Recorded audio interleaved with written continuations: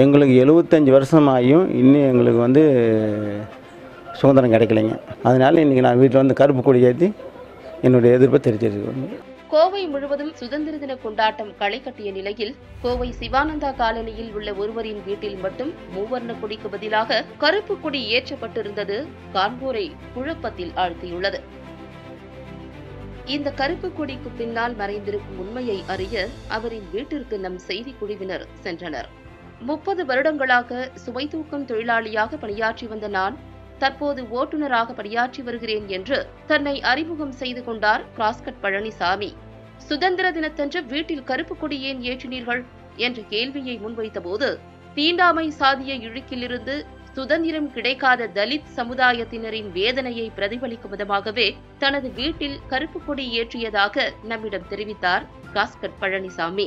என் பேர் பழனிசாமிங்க. மகன் சிவானந்தால நான் குடியிருக்கிறேங்க. இந்தியா சுதந்திரம் பெற்று 75 வருஷம் ஆகி போச்சுங்க.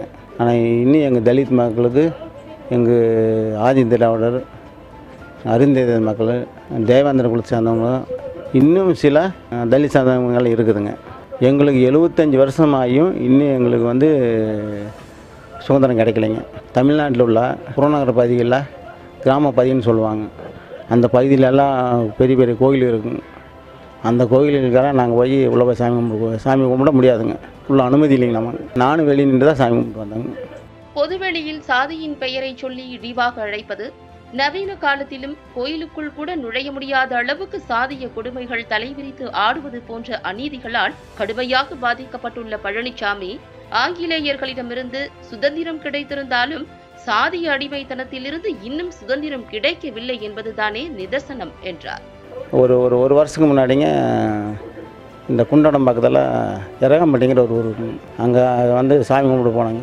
அப்போ எல்லோரும் வந்து இந்த பூச்சட்டியெல்லாம் எடுத்துகிட்டு எங்கள் சொந்தக்காரங்களாம் பூச்சட்டி எடுத்துகிட்டு வந்தாங்க. நானும் அவங்க கூட போய் பூச்சட்டியெல்லாம் வெளியே வச்சிட்டாங்க.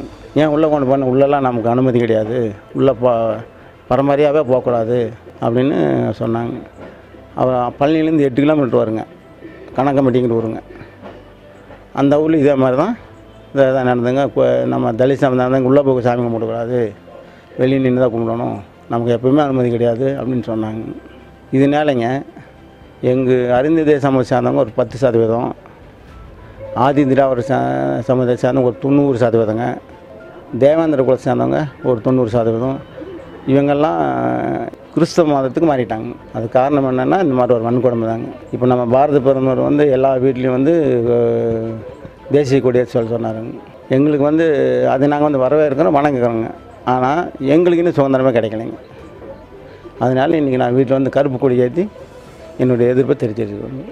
வீடுகள் தோறும் சுதந்திர தினத்தை கொண்டாடும் விதமாக பிரதமர் மோடி அழைப்பு விடுத்திருப்பதை மதிப்பதாகவும், ஆனாலும் தாழ்த்தப்பட்ட தலித் சமுதாய மக்கள் சமநிலை அடையும் வரை அனைத்தும் கருப்பு கொடி கட்டி தன் கண்டனத்தை பதிவு செய்ய இருப்பதாக தெரிவித்தார். மேலும் இந்துக்களுக்காக போராடுவதாக சொல்லும் இந்து அமைப்புகள் சாதிய இழுக்கை தெரிந்தும் ஒன்றும் செய்ய முடியவில்லை என்ற குற்றச்சாட்டை முன்வைத்த அவர், இதனாலேயே தலித் மக்கள் இந்து மதத்திலிருந்து கிறிஸ்தவ மதத்திற்கு மாறுவதாகவும் கூறினார். ஏன் அரசியல் கட்சிகளில் கூட SC/ST பிரிவுகள் இருக்கிறது, மற்ற சமூகத்துக்கு பிரிவு இல்லை என்று சுட்டிக்காட்டிய பழனிசாமி, சாதிய ரீதியிலான பாகுபாடே இருக்கக்கூடாதென அரசியல் கட்சிகளிடம் வேண்டுகோள் வைத்துள்ளார். சட்டம் போட்டும் இன்னும் அந்த பழைய நடைமுறை இருக்குதுங்க. நான் பாரத பிரதமருக்கு லெட்டர் எழுதியிருக்கிறேங்க. 75வது சுதந்திர தினத்துக்கு கொடியை சொன்னீங்க, உடன்பாடு இல்லாத காரணத்தினால நான் வந்து என் வீட்டில் கருப்பு கொடி ஏற்றி மேற்கொண்டு இந்த மாதிரி ஒரு தீண்டாமை வந்து ஒழிக்கப்பட வேண்டும் அப்படிங்கிற மாதிரி நான் பாரத பிரதமருக்கு லெட்டர் அனுப்பிச்சிருக்கிறேங்க. தீண்டாமை இல்லாமல் இவங்க நடவடிக்கை எடுக்கணும். ஆங்கிலேய அடிமைத்தனத்திலிருந்து நாடு மீண்டு இன்றுடன் 75 ஆண்டுகள் ஆன போதும் தலித் சமுதாய மக்களுக்கு இன்னும் சுதந்திரம் கிடைத்த பாடில்லை. காலம் காலமாக அடிமைப்படுத்தப்பட்டு சமூகத்தால் புறக்கணிக்கப்பட்ட தலித்துகள் சுதந்திர காற்றை இன்னும் சுவாசிக்கவில்லை. எனவே என் வீட்டின் முகப்பில் நான் கருப்பு கொடி கட்டி என் கண்டனத்தை பதிவு செய்கிறேன் என்றும், இன்னும் எத்தனை சுதந்திர தினம் வந்தாலும் தாழ்த்தப்பட்ட தலித் சமுதாய மக்கள் சமநிலை அடைந்து சுதந்திர காற்றை சுவாசிக்கும் வரை அனைத்து சுதந்திர தினத்திலும் தனது வீட்டில் கருப்பு கொடியை மட்டுமே கட்டவிருப்பதாக கனத்த இதயத்துடன் விடைபெற்றார் கிராஸ்கட் பழனிசாமி.